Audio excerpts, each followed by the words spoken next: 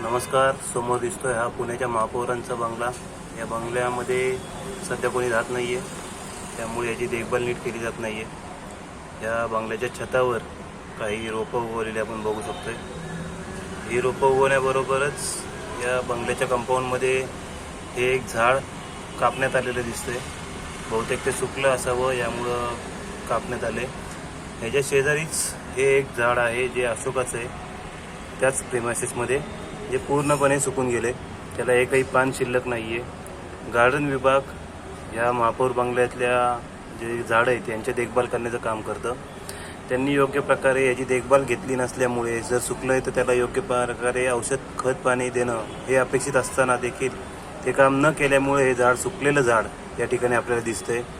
Garden विभाग असो किंवा वृक्ष प्राधिकरण यांच्याकडून फक्त आणि फक्त झाडं तोडण्याच्या परमिशन्स देणे हेच काम इमाने इतबारे केले जाते. झाडांचे संगोपन करण्याकडे त्यांचं सपशेलपणे दुर्लक्ष होत असताना दिसून येतंय.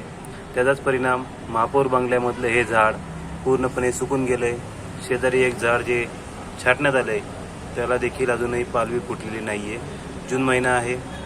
जून महिन्यातला आज 19वा दिवस, तरी देखील या झाडांना पालवी फुटलेली नाही आहे. हे झाड पूर्णपणे सुकून गेले.